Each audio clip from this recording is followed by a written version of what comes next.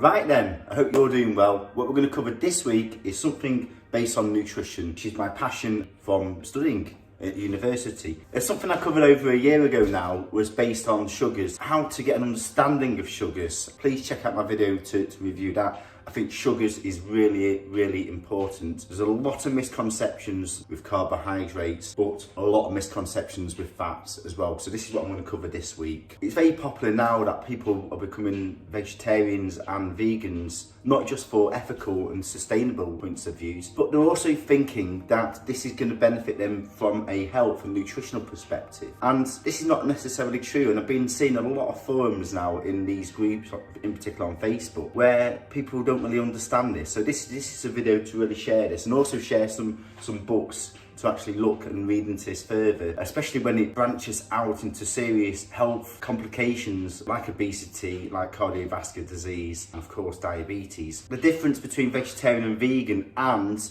not just plant-based but whole food plant-based, is a massive difference.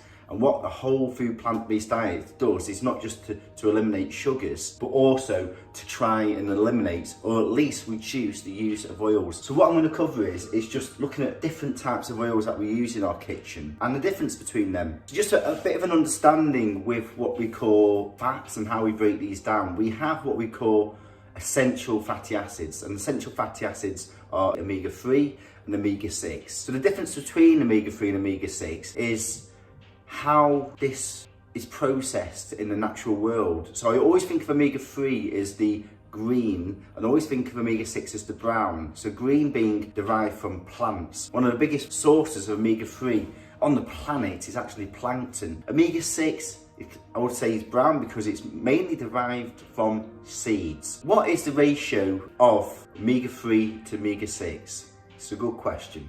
I would say is 1:4. So your body does need a little bit more of omega-6 to omega-3, and that's why your body tells you. Also think of omega-3 and omega-6 kind of like rivals, the omega brothers. Omega-6 actually acts as a block for omega-3. So if you consume more omega-6, it's going to not give that chance for omega-3 for your body to process it. Omega-6 doesn't really oxidize it. It's very good for stability of shelf life. Omega-3 oxidizes it, doesn't really keep too well. As we've evolved, we've been able to manipulate and process foods for good advantages, but for bad advantages. We've found this with sugars as well. Now the same has happened with oils. So since the turn of the 19th century, we've massively processed oils. Things like rapeseed oil and palm fruit and rapeseed oil and olive oil and sunflower oil.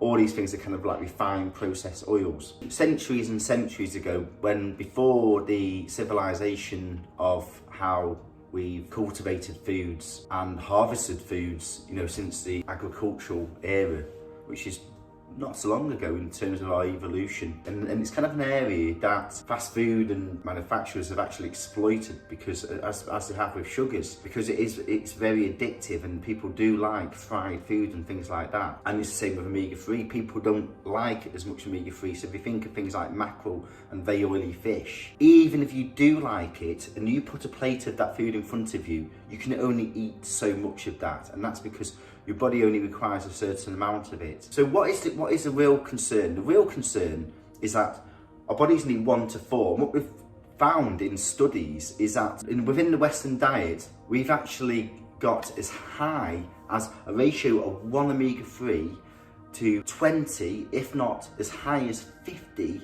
to omega-6. And if you look at the difference of that and the impact on our health, it is detrimental. So some of the books I really recommend for you to read is, this is great, How We Eat, which is Appetite, Culture and Psychology of Food by Leon Rappaport. The Politics of Food, which is a very good book, this. There is also How Not to Die and also How Not to Diet by Dr. Michael Greger. These is really good, dissects everything, but especially the How Not to Diet cookbook, which looks into fats in a lot more detail. This is absolutely brilliant. This is the Obesity Code by Jason Fung. This also covers a lot of things on fasting. He's also brought out a new book, but this has really covered a lot of things based on sugar and fats. More of a recent book. He's very much similar to the Obesity Code, but the work here by Dr. Andrew Jenkinson is absolutely brilliant. And it's also got a cover on COVID-19 chapter on this, which is really interesting. On chapter 9, which is the Omega Code, and a little summary here to begin with. 90% of diseases known to man are caused through cheap foodstuffs. You are what you eat. It's a very powerful statement, that. And the composition, and this also understands what happens to these essential fatty acids when they are heated. So this is really interesting as well. So think of omega-3 as the sunshine fat, and think of omega-6 as the autumn fat. And this is really interesting because if you think of how we used to survive when we used to forage, you would almost fatten up on the omega-6s through the autumn and the winter, and then the sunshine, omega-3s, you would actually replenish within the spring and summer times, and that's how our bodies have adapted, and also through lots of fasting as well. So what's happening now is we're actually consuming not just too much food as a whole, and also eating more often throughout the day, but we're actually eating the wrong types of foods, and also very cheap foods, which are actually not good for us. Here you can see this graphic. It looks at the profile of all these different types of oils, from sunflower oil to olive oil to canola oil to margarine, sesame oil, cod liver oil, soybean oil, butter, lard and palm oil. And you can look at the profile here between omega-3 and omega-6. And as you can see here, they are all significantly high in omega-6. Some documentaries really good to watch based upon fats as well is Forks Over Knives, nearly a decade old and still ignored now. And also that's influenced some really good documentaries, What the Health, and also Game Changers. A lot of these are really based on what they call whole food plant-based, which is a whole lot different to vegan and vegetarian and even plant-based. A lot of misconceptions between whole food plant-based and plant-based. So whole food is eating whole from scratch, eliminating and reducing these types of oils, sugars and salt as well, because you can have a diet which is a vegan diet and you are eating processed foods. And I would argue from a nutritional and health perspective that this could be more detrimental. You could be, the omega-3, omega-6 profile completely can still be kilted, and also your sugar intake. So it's something really to consider. Also consider the food chain as well. So think of things like eggs are produced by hens. The molecular structure of eggs in terms of omega-6 is influenced through its diet.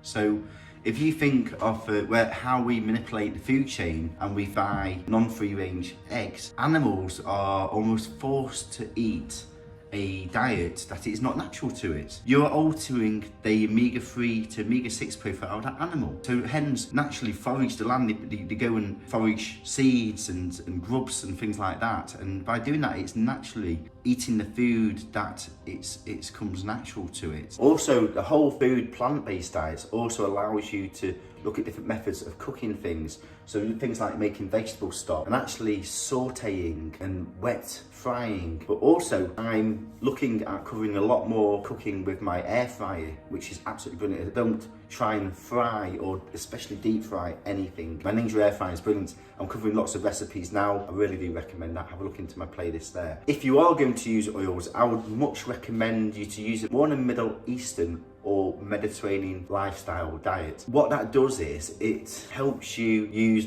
more natural oils, a bit like cold pressed extra virgin olive oil, which has been used for centuries, and it's more of a natural way. It's cold pressed.